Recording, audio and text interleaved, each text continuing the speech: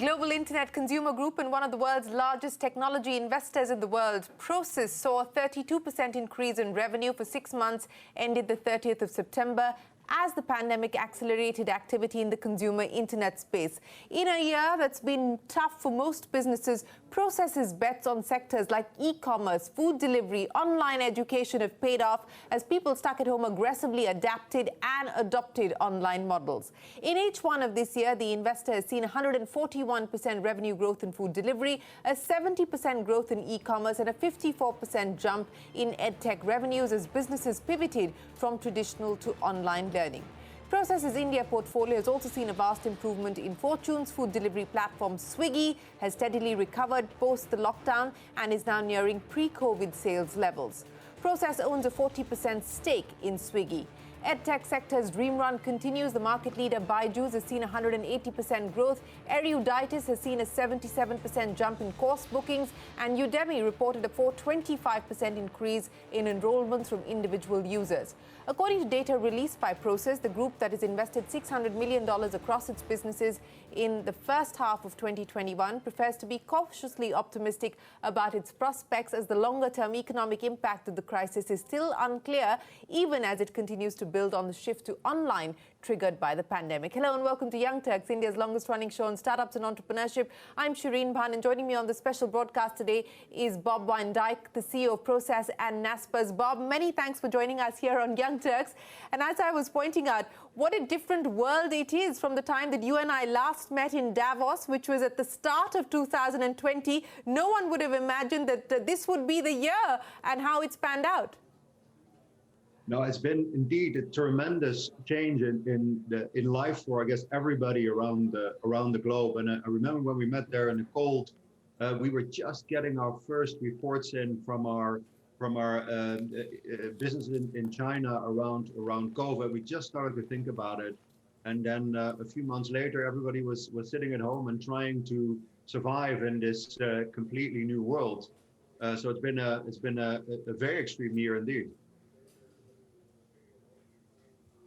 Well, it has been a very volatile year and the uncertainty continues. But Bob, let's talk about this big acceleration to digital and this adoption of online. And that seems to be playing out well, at least as far as your portfolio companies are concerned, whether it's food delivery or edtech.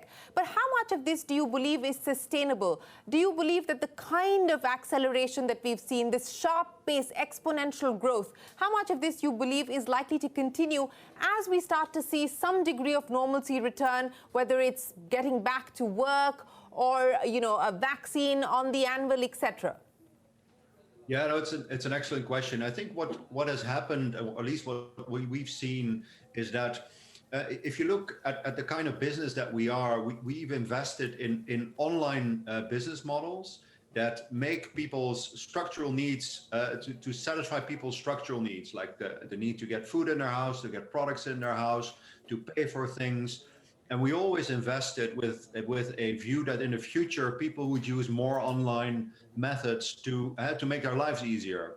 And interestingly, what has happened because of COVID is that online future became closer, right? The future was pulled in by a number of years. And what we've seen specifically is that people were trying some of these services for the first time who have never tried it before.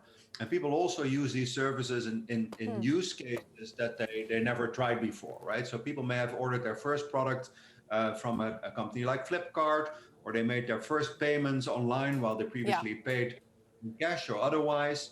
And what we see across the world is actually that people who've tried it actually like it. And in many cases, we actually looked, for example, what happened in the summer in Europe, where COVID cases went down very drastically. We've seen a lot of those new habits actually be structural. So people have tried these online services that haven't used it before. They use it for something else, and they say, "Hey, this works for me." And we actually see that a lot of that change in user behavior is sticky when COVID is on the decline. Okay, so you believe that this is a structural shift that we are seeing towards online businesses because it's convenient, it's now easy to use, it's accessible, and it doesn't really cost the consumer anything. So you believe that this structural shift is here to stay. But Bob, because it's been easier for companies to acquire customers and easier for companies to retain customers, do you believe it's also brought in a forced financial discipline?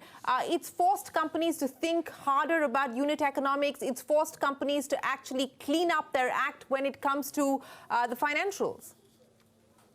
Yeah, I think that's a mixed story. I think it depends really on which business you look at. I think what the main effect that I've seen across the world in just about every business is that once you get more volume into your business, your fixed cost obviously stays constant.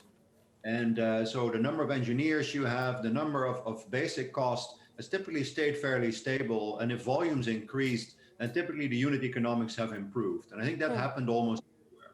I think there were also definitely cases where lockdown forced people to think, okay, how do we survive, right? If this lasts for a long time, should we not tighten the belt? It happened in some cases, but in all cases, we've seen that effect for online models that got a lot more volume, and therefore the unit economics improved because of fixed costs were buttered out over more units. So how do you see this playing out then, Bob? Because if you look at food tech or you look at ed tech, there are clear leaders across each of these categories. Do you believe that this is likely to be a winner-takes-all market? Do you see a significant amount of consolidation? Do you believe the big will get bigger? How do you see this emerging landscape in the next few years? Yeah, I think if I look at the businesses that we have supported in India, for example, right, they were all local champions, right? So founded by Indian entrepreneurs and built something that I think is of impressive scale. And I'm thinking about businesses like Djik, but also Swiggy, in the past, businesses like GoIbibo, Flipkart. I think what I find an amazing accomplishment for Indian entrepreneurs is that they started these businesses from nothing and build them into something strong. And I think that's what we've done over the years to find those great Indian entrepreneurs and back them for the long term. And I still see a lot of exciting new companies that we meet where I say, wow, this will be the future. So I think actually, particularly in a market like India, where there's so much talent and entrepreneurship, I think there's a lot of value that's going to be created by new companies. Like we've invested in businesses like Meesho, which I think is a tremendous new model that I think can be very big in e-commerce. And I generally think if I look at places like China, competition is not going to go away. And I think there's more innovation and more entrepreneurship. And I think that's good for India and good for us. Yes, it certainly is good for you. You spoke about exciting new companies. You brought up Meesho as one of your portfolio companies, which has an exciting story to tell. Outside of these spaces where you're already invested in the Swiggies and the Djiks, the Meeshos, where do you believe this online shift is going to open up new opportunities that you may want to invest in? Yeah, so the opportunity space, I think, is really broad, and I think I mentioned it earlier, but India is our top priority country when it comes to new venture investments as well. So we definitely look at areas that are new to us as a group in India, because we think the market is really attractive, and the entrepreneurs are some of the best that we meet.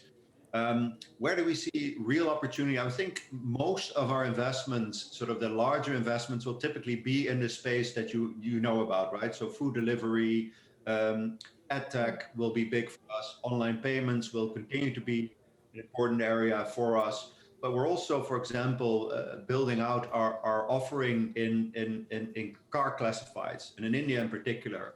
So we used to have OLX, for example, mainly done a website to trade anything, basically, but it's become really strong in cars. And now in the back of that, we actually want to make that whole journey of selling a car in India much simpler for people. And we're sort of building out inspection centers for people to get a certification to even buy cars of people if they don't want to go to the trouble of selling it themselves. So I think there's also a lot of potential growth in these business models that span online and offline.